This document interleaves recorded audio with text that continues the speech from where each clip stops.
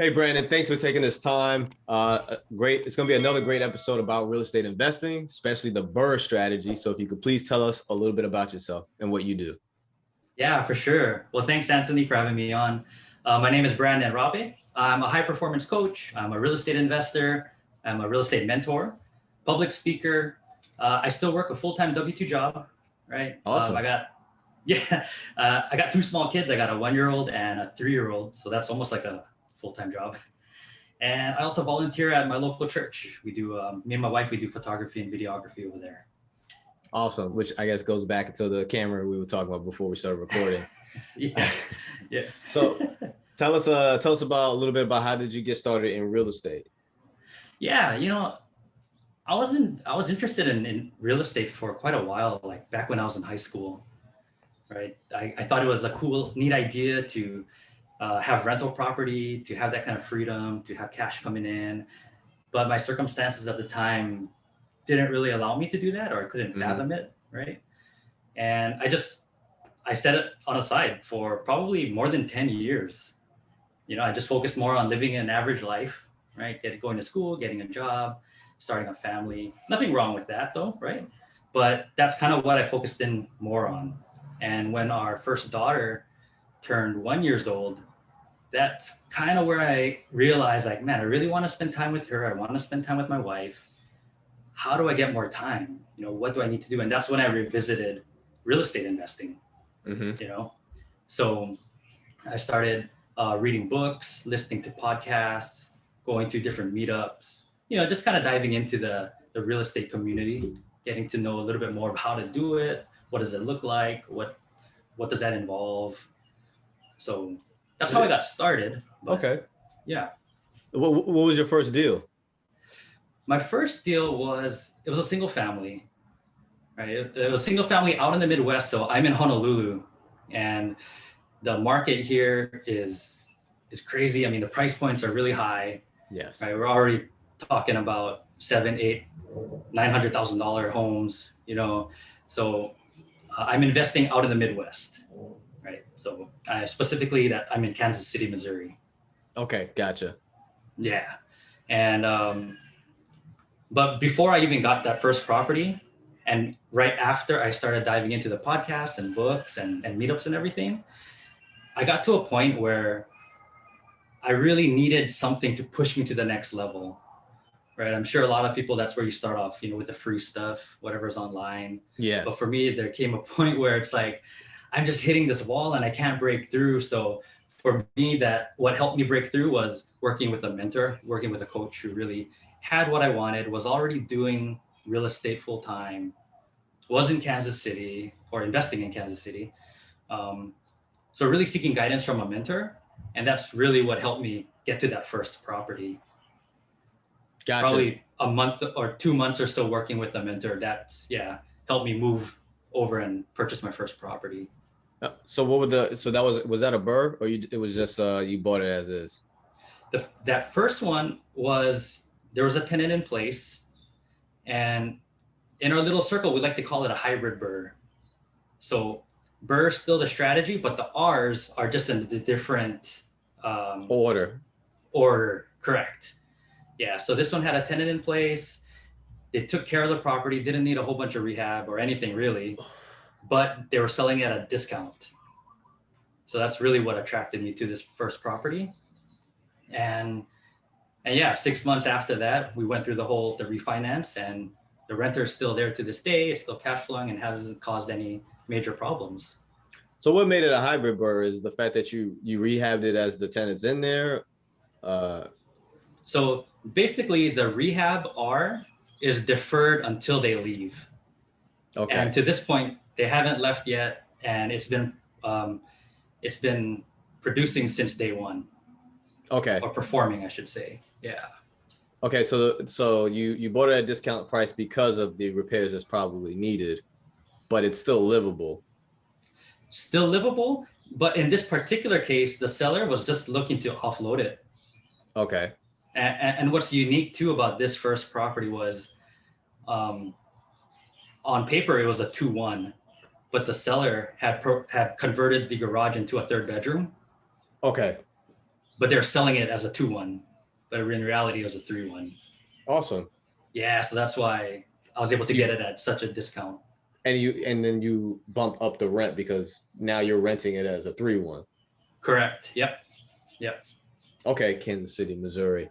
Okay, Yeah. so what is the average price out there like? Like how much did you have to purchase that for in that market? Yeah, at the time, so this is pre-COVID. At the time, I purchased that property for 78,000, and when I did the refinance, it appraised for 130. And present day though, yeah, so present day, they're worth right around there, 130, 140, 150 for a 3-1 in that particular area of Kansas City. And to do your further deals, did you end up using the equity that you had in that home? You know, yes and no.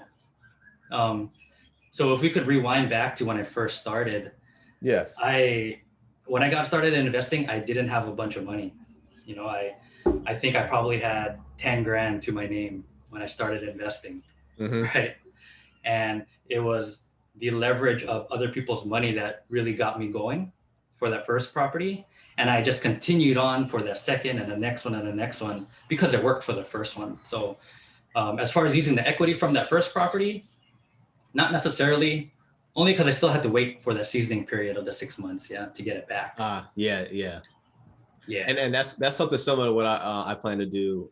Looking at doing a conventional BRRRR, so conventional loan where I put 15% down, and then I have to wait 6 months or 6 payments before I can do a refinance or cash out refinance. Yeah. Got it. Which is not bad. Okay, I got to wait 6 months to touch the money. You know, $70,000-$80,000 worth of cash to do something else.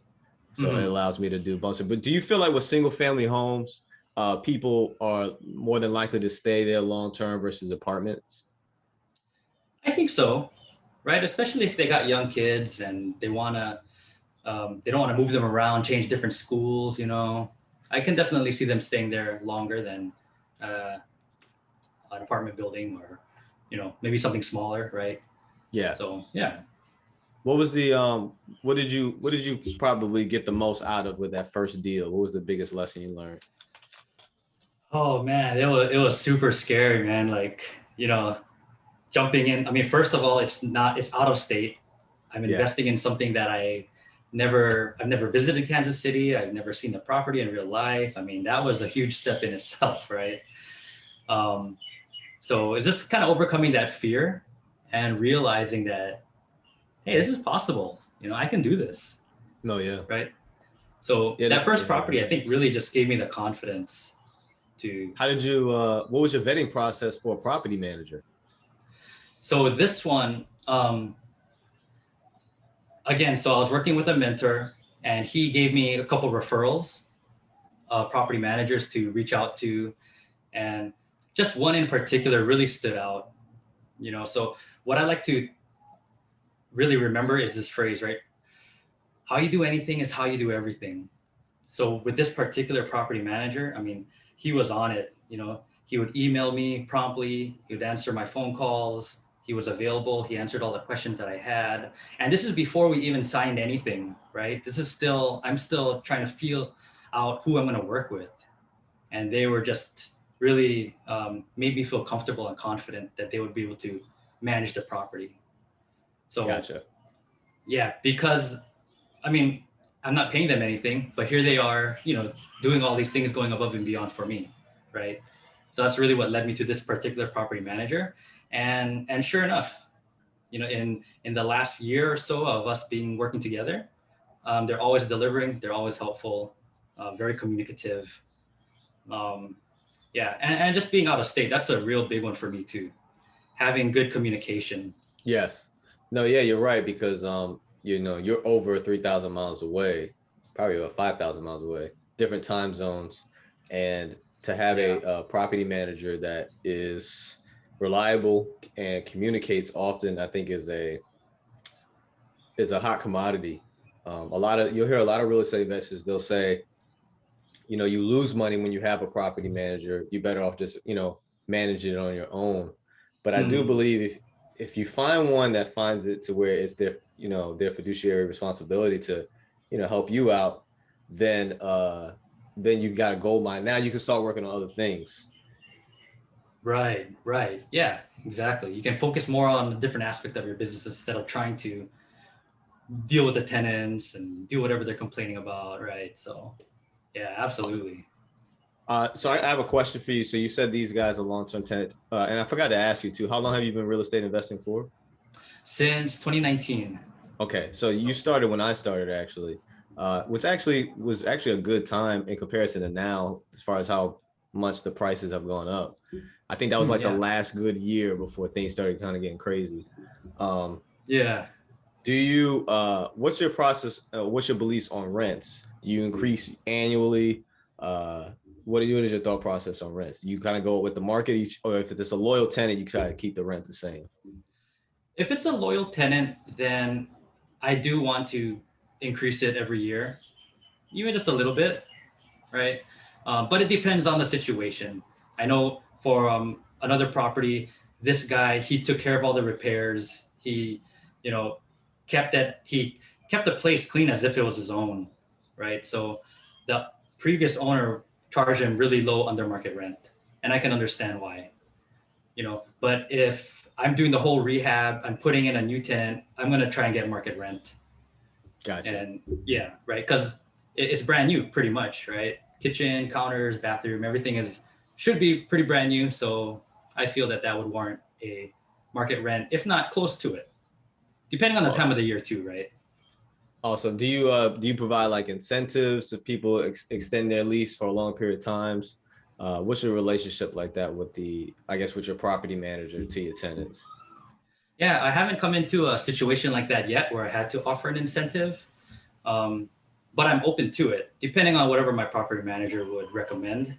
Yes. So I think for one of the properties, the rehab finished right around Thanksgiving, which is pretty much kind of nobody wants to move. So I had to defer to my property manager and be like, hey, what should we do? I mean, it's been sitting out for 2 weeks and I got to get somebody in there. Um, they didn't offer an incentive yet at that moment, but what they did suggest was to just come down a little bit on price, right? So we dropped it by $50. All of a sudden got all these applicants and then got it rented. That's crazy. So, It's crazy how $50 will make a difference. I know. Yeah. Yeah. What other markets do you invest in? Do you only invest in Missouri or other places? Yeah. Right now, I'm just focusing in on Kansas City, Missouri, and Kansas City, Kansas. Okay. What do you like about that area so much? Initially, it was because my mentor was there, right? I needed somebody to teach me, and he had the teams already built in place. Yeah. But as I gone through the journey and did my own research, I found that population is growing. It's right in the middle of the country. People are coming in and out. They got an Amazon hub there. They got some other big companies there. They got good the university over there, good medical stuff there. So as I started doing my own research, I figured, oh yeah, it's not too bad being in Kansas City, right? Before working with a mentor, I was kind of looking at Memphis and Jacksonville, just because that's what I heard. Yeah, Jacksonville, Florida, correct? Florida, yeah, right. Yeah. But because there was already an established team in Kansas City with my mentor, that's kind of what drew me there. And after just being in the market, getting familiar with the area and familiar with the team, I stuck around. That makes a lot of sense. I don't know if I think I failed to ask you because this is where a lot of people get stumped on. How did you find your mentor? This guy, so I knew him back from my W-2 job. My current W-2 job is where I met him, but he retired, so he's financially free already, right? But this relationship didn't start when I knew him back at the job. Okay. So he held a real estate meetup, and I visited that meetup, and that's how I connected with him and found out he was doing investing, and I just kind of built that relationship from the meetup. So had I not gone to the meetup, I wouldn't have really known about what he does or seeked his advice and all that. So yeah, that's what I'm consistently hearing. I'm consistently hearing people saying, hey, I went to the meetups, I went to the conventions, and that's how I met people. that were trying to do the same thing I was doing, or even above what I was doing, and pick their brain. And then it's funny how people that are successful, they're so willing to share information and are willing to help people out. I find that very refreshing. Yeah, definitely. That's so cool. I wasn't expecting to find that, jumping into the real estate community.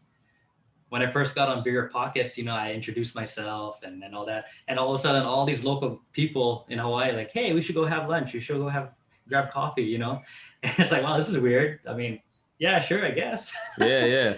It's crazy. I guess, everybody, it's infectious. Everybody wants to share information, find out new opportunities, or it's just really good to be around other people doing productive things, right? Like just like the smile you have in your face now, like it's something to be very elated about. What's your current portfolio like now in the Kansas City, Yeah. and then Kansas, Missouri areas? Yeah. So right now, I got 4 single families. Um, One of them, well, yeah, 3 of them got tenants. One of them were in the middle of rehab, but that's another story I plan to share later if you do ask me about it. But yeah, right now we got 4 single families, and I'm trying to work on getting some multifamilies in there. Awesome. What type of multifamily are you looking at? Residential or commercial? Residential right now, 1 through 4s, but 2 to 4s, but I'm open to going bigger, maybe up to 12 or 16. Not something super crazy at the moment. No, same as well. So I started off with multifamily actually. And then Oh, now I'm looking to do BRRRRs. I'm looking to do my first BRRRR with a single family. So this would be my first time trying to do a single family BRRRR, which hopefully is easier because I'm so used to renovating duplexes and triplexes. So to go to a single family with, one water meter, one power meter, you know, we'll yeah. see how it goes. So I'm kind of going a little backwards, but That's the, the cool. the the amount of cash flow that you can get out of it is crazy. And so we did the math, right? So we did the math on how much we would need and how many properties we would need in order to be financially free for me to step away comfortably from my job, right? My W-2. Because like I said, she's retiring in a couple of years. And so we said, all right, we'll do the BRRRR method. Aside from the commercial property that we want to buy, if we just with the BRRRR method, how much does each house need a cash flow? Okay, each house needs at least cash flow $500 in order for us to be able to meet this mark in X amount of years. And so you start looking through all the properties. Is it possible? Even actually, we actually slipped in and saw some duplexes where you could BRRRR those and they were worth it as well. If you Yeah. find it, you can find it cheap enough. And so it's kind of finding.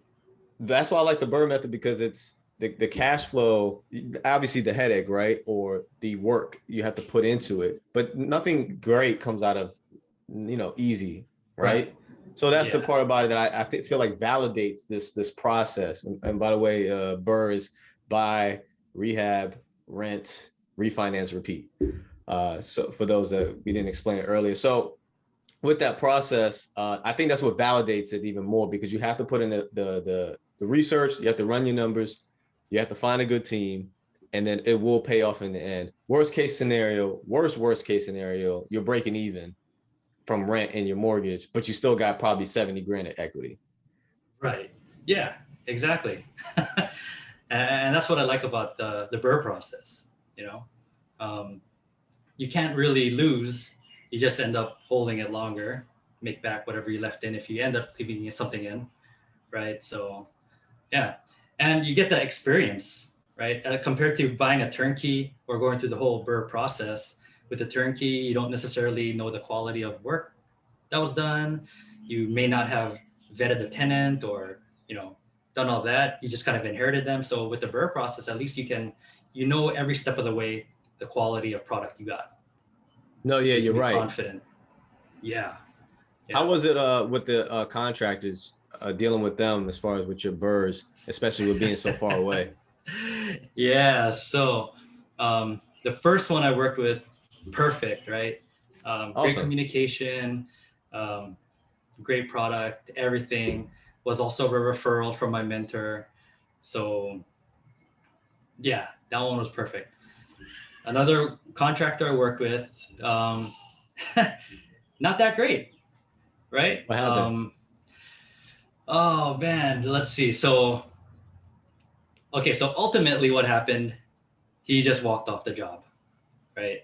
Mm. Um, maybe it was a number of things, the fact that I'm far away, or he got overwhelmed, he bit off more than he could chew, whatever it was. He ended up leaving and walking off the property.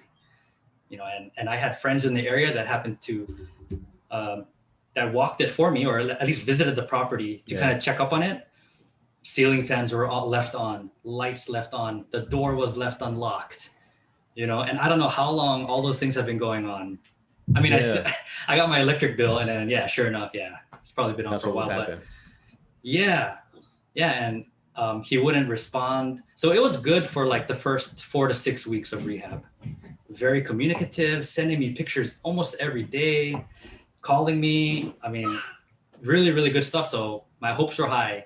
Then all of a sudden, he started dropping off, not calling every day, not texting every day, turned into a few days to a week. And then just got a hard time getting a hold of him. My agent had a hard time getting a hold of him. I mean, all these different things. And And you think eventually he he put just, too much on his weight? You think he put too much on his plate? I think so.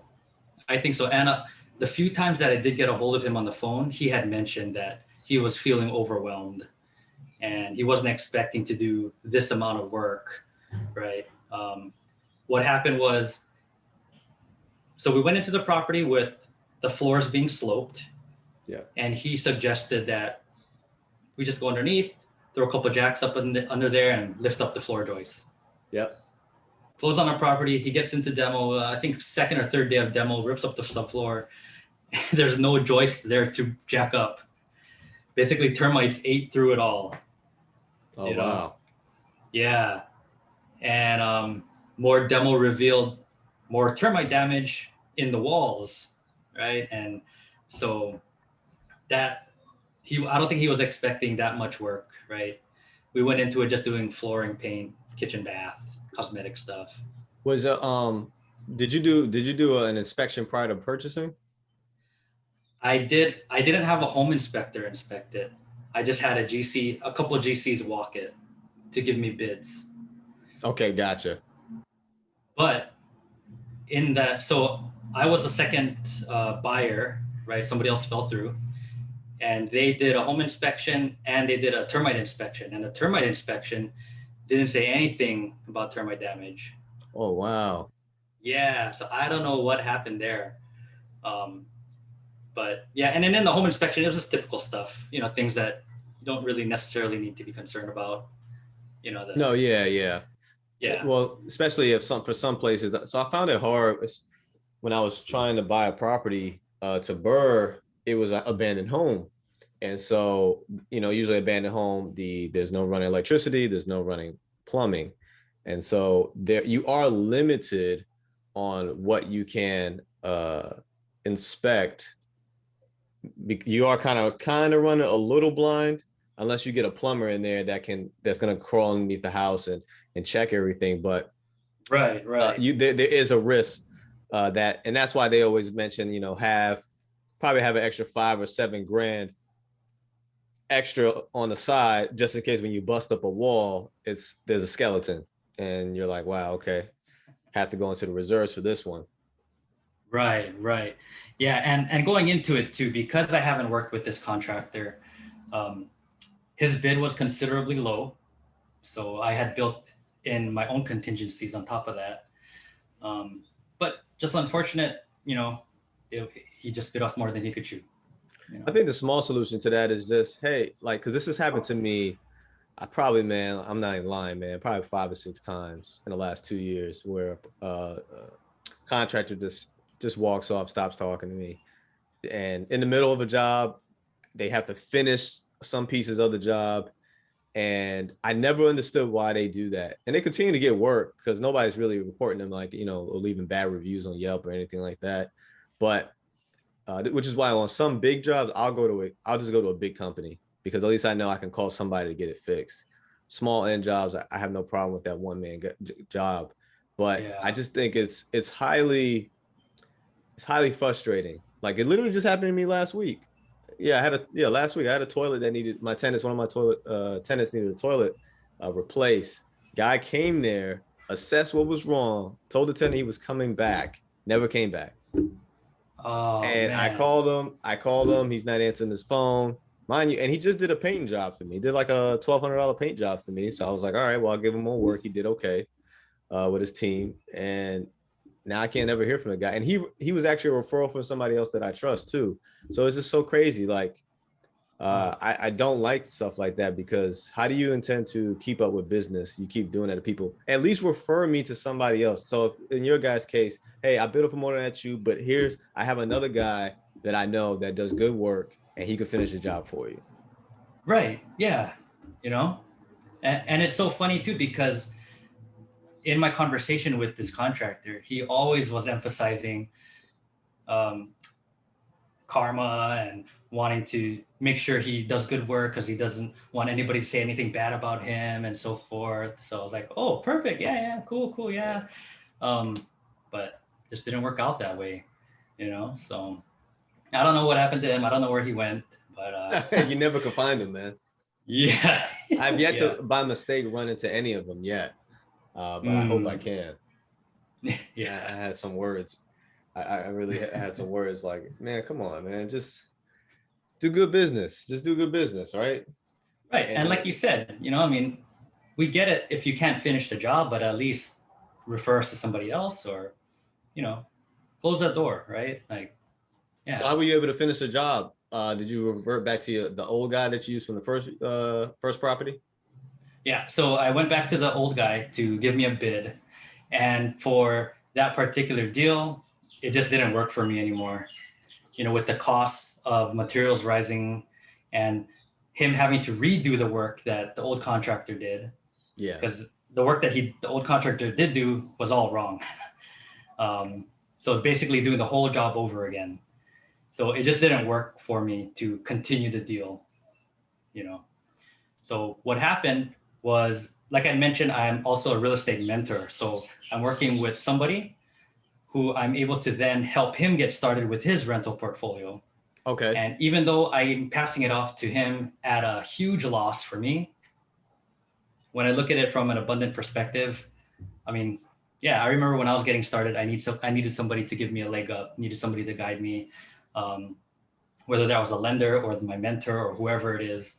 So I'm just trying to be that for the guy that I'm working with. That was very nice of you. Yeah, you know, and then I believe somehow I'll get it back. Maybe not in the same monetary form, but maybe I'll be presented with a different opportunity, right? It doesn't have to be money, but if I can help one person start their journey or at least get ahead a little bit in life, then it's cool with me. So do you think the lesson was learned that maybe don't go with the lowest bidder, or was it just you just got kind of unlucky? You thought you had the discernment was that this guy was a good professional, but he wasn't. a little bit of both. I feel like had I been more diligent in the vetting process, I would have been able to identify some of the red flags that were popping up in the very beginning. You know, Gotcha. again, applying what I had used with a property manager, with a contractor. Was he getting back to me in time? Was he answering my questions? Was he being helpful? And so forth. Which, when I look back at it now, he wasn't as attentive compared to other members of my team, my agent, property manager, right? So, yeah, I take full ownership of whatever happened, whether it was, you know, he bit off more than he chewed or he walked off the job. I still see that as my fault because I could have avoided that had I been more diligent in the very beginning. Awesome. Right? And I think with real estate, a lot of it, I mean, taking ownership has a lot to do with real estate, right? Yeah. Yeah. Being transparent with your or being critical on yourself, when you made, when you did good choices or when you made bad choices, and learning from it. That's not because you're paying, Dave Ramsey calls it stupid tax when you have to pay money for mistakes. That's what he likes to call it. Yeah. I think I've heard people call it like tuition, right? Oh, tuition. Yeah. Well, Dave Ramsey, he's a little harsh. He's a little harsh on people on his podcast or on his show. That just kind of stuck with me. But what would you consider your best deal out of your 40 properties so far? You know, I really like that first deal that I did. I would say that was my best deal, just all around. That's the one that got me to start investing. It's the one where I experienced the different fears, the highs and the lows, to where now I don't see them as um, crazy dramatic things, Mm-hmm. right? But just going through that process, very memorable. Um, but the icing on the cake, yeah, is the money part. Buying it for 78, appraising for 132, That's being able awesome. to pull everything out.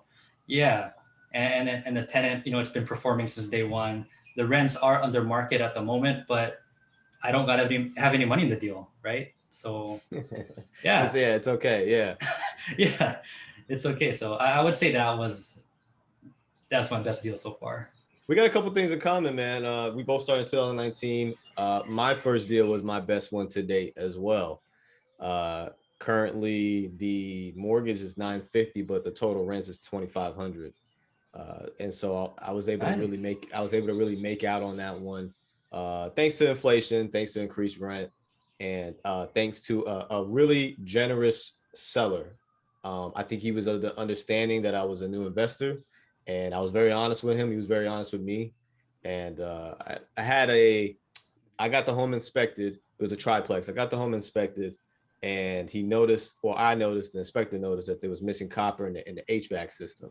So the tenants didn't have any running AC, but it was not noticeable because it was like April time frame. So it's not too hot, not too cold Oh, right, outside. right.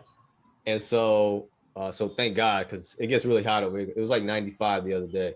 So um, so yeah, we presented it to him like, hey, we'll lower I'm gonna put in a low offer because HVAC is a huge, big deal, especially for this 2,500 square foot house. And Mm. the seller bought a whole new HVAC for the whole building. Oh So that was wow. really, yeah, that was really generous of him, and that was definitely the generous get ahead I needed in order to close down on my first property. All I had to do Yeah. now was just get it kept failing inspection though, because the roof, so the standalone garage is a 700 square foot standalone garage, which I intend to convert into a loft or like a mini apartment. Can't decide if I want it to be an Airbnb or rent. I think I might end up making it an Airbnb, but Mm. so it had a bad roof, and I'm like, it kept failing. So I'm like, hey, look, it's not a part of the house. Nobody's living in it. Stop failing me on the appraisal so I can actually get the house. Right. And they were like, nope. So I had to pay the $6,000 in order to get it fixed. But the way we did it about it was different. And so the house at the time was appraised for 145.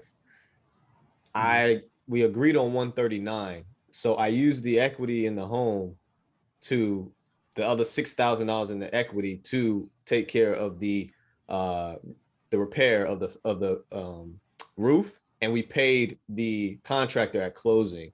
I believe that's called a concession. I'll put a note in the YouTube channel of what it's called, but in Cool. some Yeah. states you can't do it in either, but you can use the equity uh, in what's left in the deal, whatever the house is still worth, subtracted obviously from what you offered or accepted Mm. offer, and then pay whoever you need to pay at closing. Oh, that's But awesome. not every real estate agent knows about it, and like I said, I don't think every state you can do that. Mm. Because I've tried to do it again, and I've been told no. So I don't know if if we were okay to do for that one time, but Yeah. it worked out, and it's great because you could get repairs done on the spot. So it's kind of like a pre-burr, like you're kind of burring right before you close. Yeah. Oh, So that's and neat. Huh. yeah, so it's between you and the owner, the seller. Hey, look, I'll increase the price if you fix X, Y, and Z. You know, Right. Right. and Right. then Right. we just pay whoever we need to pay at closing. So write them a check. So that's how we kind of was able to close down on the first one, and it's worked out ever since. It's my baby. I don't want to give it up. But Yeah. I probably should maybe down the road if that 10plex or 8plex comes down the road, because I have, so you know how with the multifamilies, usually whatever your rent is, your total rent is usually how much I could probably sell the home for. So if my total rent is 2,500, I can get away with 250K, which would be is about 100K over what I have on the mortgage. So that would be 100K is a great down payment down if I do a 1031 exchange into maybe that sixplex. So definitely thinking about it, but it's got to be the right cash flow. It's like I'd have to be getting 2% back. So if I find a spot for 600,000, my total rent needs to be about 8,000. You know, if I could find that, Right. at least 8,000. I'll take 8,000. Yeah, 8,000 total rent. 1.5 or something like that. I'll take that. Yeah.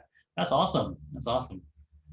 Yeah, that's like for me too. Like, you know, selling, that's my baby too, right? I don't know if I want to sell it, but at the same time, you know, if the numbers make sense, I mean. Well, right now I'm okay sitting tight right now because right now a lot of the homes are really, and I don't think they'll ever go down into not to what we experienced in 2019 or prior, but I think we got to wait a little while before the deals start to make a lot more sense. Right now, people are kind of buying homes that's, you know, for example, you buy it for 100,000, but then the rent's only $700. So people are running to it a lot again, which is why the BRRRR system makes a lot of sense, because I may buy it for 70 grand, put 20 into it, but now it's worth 160, and I could charge rent 100, for 1,400, even though it's worth 160 because I only got 90 into the deal, and so it works out. Yeah. Cool, man. That's awesome. What else? What are your future plans with real estate investing? Yeah, I'm planning to jump into some multifamily deals. I've been working on creative financing offers with some off-market sellers. I've been looking at a couple sixplexes and triplexes. So that's what I hope to get in the near future, just to get out of my W-2. I want to be able to focus more on helping others, you know, being a mentor to others, being able to volunteer more at my church. So right now my W-2 takes up a lot of time throughout the week. So if I can figure out a way to get out of that, it'll allow me more time to do meaningful work. So and your kids are still young. So, the plan is, right, if you can, by the time they start remembering, right, because they're not going to remember being 1 year old, 2 years old, 3 years old, by the time they're maybe 6 or 7, you're free. You're financially free to do as you please. Right. Yeah. Like spending time with them. I mean, that's part of my why, right? Part of my why I invest in real estate is to spend more time with them while they're young. Here in Hawaii, oftentimes our parents go to work, and as kids we are raised by our grandparents, and that's just how it goes. That's, you know what I mean? And not that there's anything wrong with that, but if I have the ability to stay with my kids and raise them and teach them and all these things, like homeschool them with my wife, then I want to try, right? I want to go for that. I'm hearing that more and more about parents homeschooling. I've seen some of the programs on how, because it seems intimidating to me. Like teaching, you're teaching your kid, like your kid's future is really on you academically. So I know maybe offhand, I could probably go as high as maybe 8th grade. But once we start getting to algebra 2, I'm gonna be a bit worried. So yeah, me too. I probably a little bit lower than that, maybe like 4th grade, but it's definitely a little daunting, but I let my wife do the research on that. Roles, right? You're figuring out ways for y'all to have that freedom, bring in the income, wife figure out how to cultivate the family and make sure that we are, set up. The house is a home. So it's definitely, I definitely believe in roles in the household in order to create some type of stability, because it's for the kids. And I think I've yet to invest out of the area yet, because I can't even master getting a contract to do something, and I'm in the same city. And I've actually yet to find, so I've managed, so it's been about 2 years now. 50% of the time I've managed my own properties, and the other 50% I've managed my own, the property managers have managed, and I have fired both. The second one was better than the first one. The first one was, oh man, I used to talk about this often in season 1 of this podcast. He would if he didn't care for you, he would try to give back the security deposit back to the tenant before it was even inspected, even if they owed rent. Wow. Yeah, not even wait the 45 Wow. days after after they moved out. He would just give it right back to him. And there was a lawyer that he closed. He's a real estate agent as well. He closes a lot of homes with the same lawyer I use for my operational agreements and switching my properties underneath my the deeds underneath my LLC. And so I told him, like, look, if you pull this crap with me that I know that you've done with others, because he was about to do it to me, then I will, take you to court with this lawyer that you have a good relationship with, and good luck closing any more deals with her. Yeah, it got pretty crazy with that dude, because like I said, just be professional, right? So some people, and I guess it depends on your personality. So I'm very we pride ourselves being very organized. And so I can't go to my property every day. Well, not even my property manager can go to my property every day. But you do have a responsibility based off what we agreed to. So if you say you're going to go there every 6 months and inspect, then we're expecting a thorough inspection. We're expecting it was funny. He did his semi-annual inspection after we told him. We had to tell him, remind him to do it. And his report back was, well, somebody's definitely living here. I'm like, well, yeah, we know that. Is a faucet leaking? How's the toilet? Is it flushing? Is there clogging in the sink? Like, how's the carpet look? None of that. None of that. Wow. Yeah, it was horrible. Second property manager, better, I would say better at trying, but I think he has too much on his plate. And I could tell he doesn't write stuff down. Everything's off the hip because everybody's probably always calling him. But he doesn't have a notepad or a calendar or reminders or anything like that. Everything's, oh, I'm gonna get to that. Oh, you called me, so I'm gonna do it right now. And so he doesn't have and I need somebody that's organized. And it's like, it doesn't sound like you're like sifting through paper as I'm talking to you and stuff like that. So good heart, but needs to be more organized and know how to prioritize as well.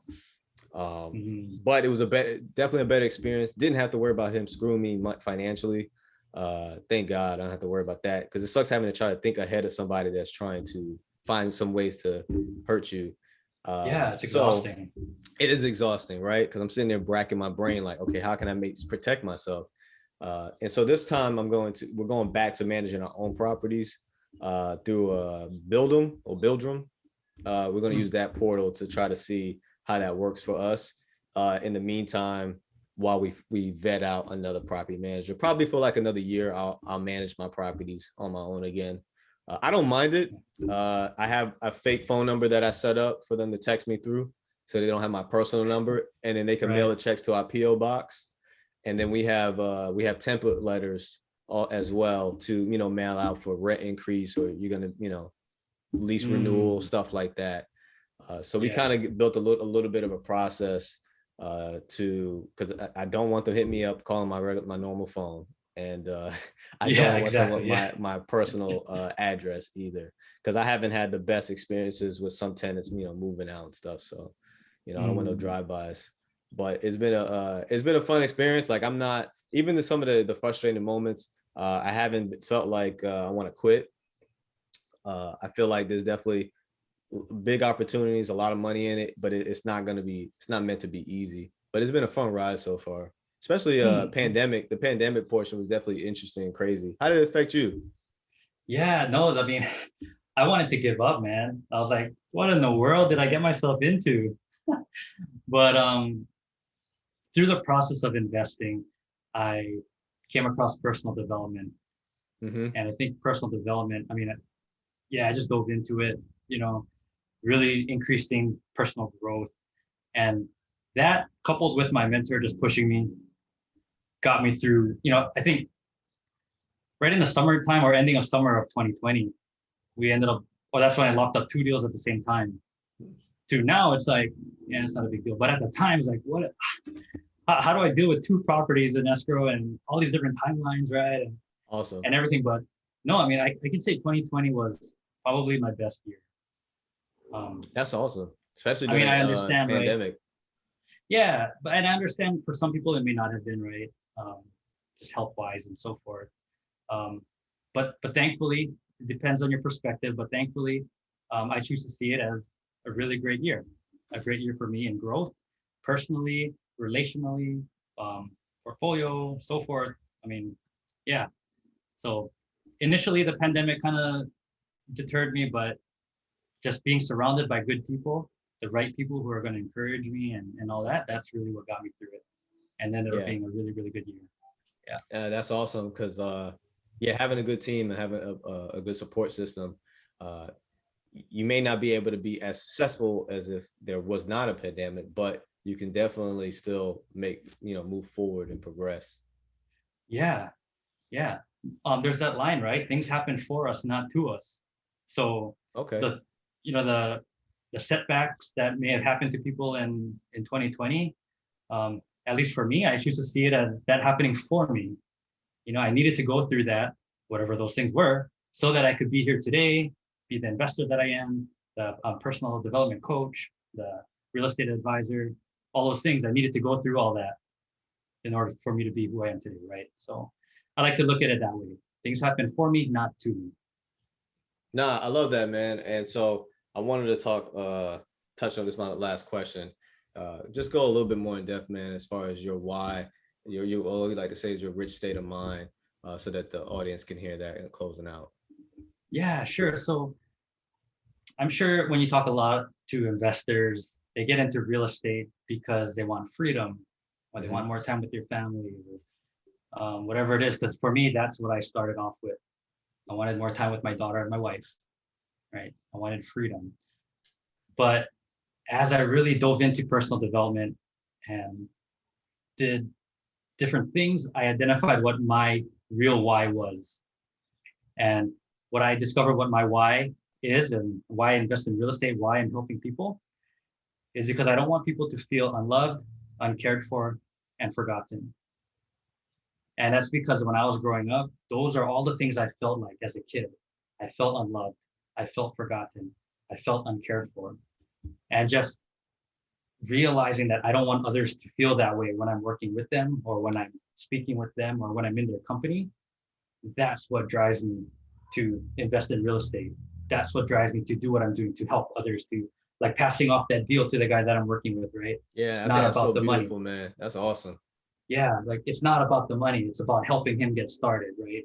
And so for me, from as far as what my why is and why I'm doing all these things, whoever I'm working with or speaking with or just in relationship with, I don't want them to feel unloved. I don't want them to feel uncared for, and I don't want them to feel forgotten because I know what that feels like, and it's not a good feeling. That's beautiful, man. I really appreciate your transparency on that as well.